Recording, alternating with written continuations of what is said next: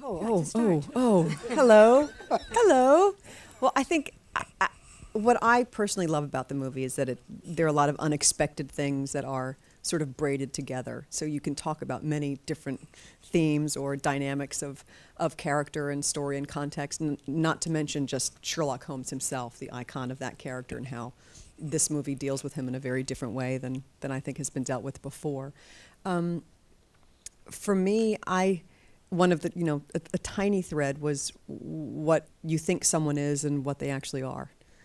I mean, I find that, an age-old, interesting dynamic, whether you're dealing with fame or just dealing with a parent or a child, or, how perception is not always exact.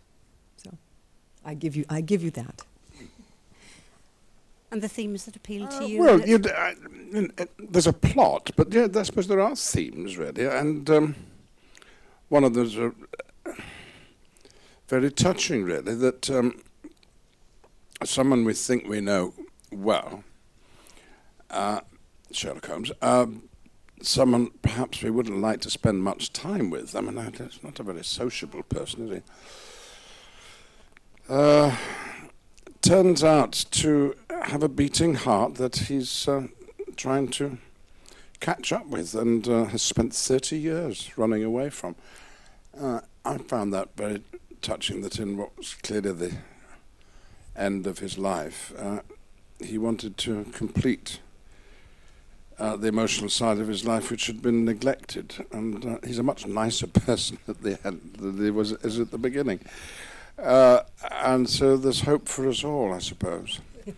Maybe that's the theme. There's also something about someone being haunted, when you're haunted by something that feels incomplete or unrecognized or unfulfilled or disassociated. I think there's that in there. I like it about Holmes that he doesn't do things by halves, does he? He goes right on to the end and solves it. And this case he didn't solve.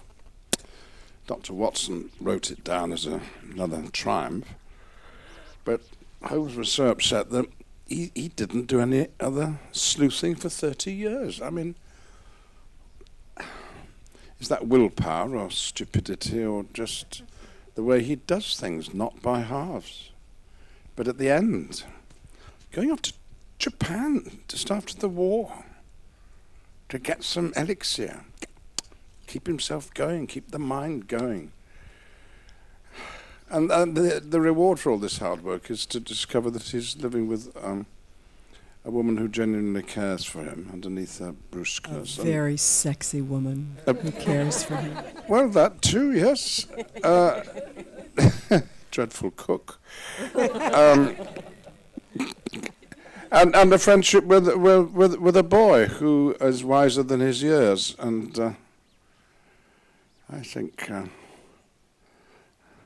glad to be in a film that's got a happy ending, really. Well, it took them a while to decide which accent they wanted. So I sort of did a poo-poo platter of accents, and we landed upon Sussex. And Helen Ashton was a fantastic coach. And, you work really hard, and you just pray that you're not going to disrupt the balance. I never knew where she came from. All I knew is that she came from somewhere absolutely real and believable.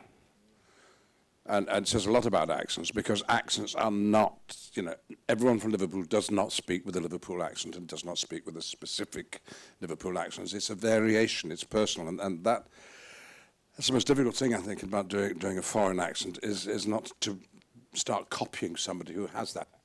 I never had an ambition to play Sherlock Holmes, and thought, if I ever thought about it, I thought, well, I'm too old now, but then this part of a 93-year-old Sherlock comes along, so that's all right. I have to say, this is a peach of a part for any actor, and I'm very, very lucky that I